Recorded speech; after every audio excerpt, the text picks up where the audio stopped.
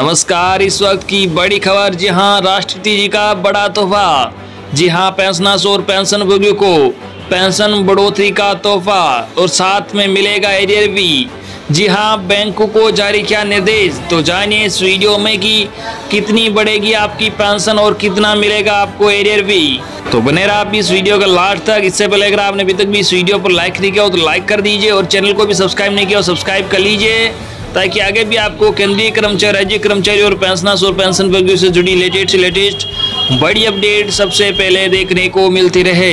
तो चलिए बढ़ते हैं इस बड़ी अपडेट में आगे। जी हाँ, जैसे कि आप यहाँ government of India, ministry of personnel public events and pensioners, department of pensioners and pensioners welfare द्वारा जारी ऑफिस मेमोरेंडम देख पा रहे हो, जिसका सब्जेक्ट है grant of dearness leave to central government pensioners and family pensioners, revise date effective from 1 July 2022।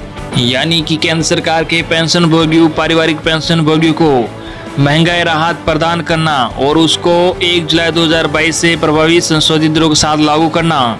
जी हाँ, इस आदेश में यह बताया गया है कि राष्ट्रपति जी को यह निर्णय लेते हुए प्रसन्नता हो रही है कि केंद्र सरकार के पेंशन भोगियों और पारिवारिक पेंशन भोगियों को 1 जुलाई 2022 से मौजूदा डीआर की दरों को 34% से बढ़ाकर 38% कर दिया जाएगा।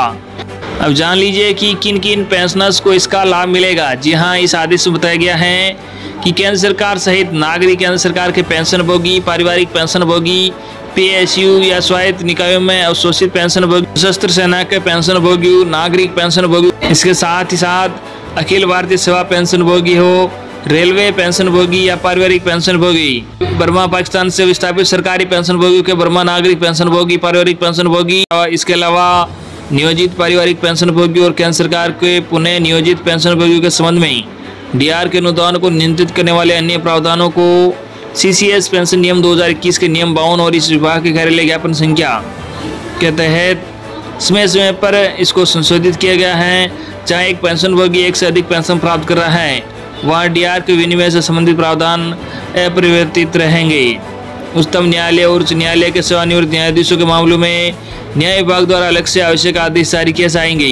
प्रत्येक व्यक्ति मामले में देय डीआर की मात्रा की गणना करने के लिए राष्ट्रीयकृत बैंकों और आदि सहित पेंशन वितरण अधिकारियों की जिम्मेदारी होगी।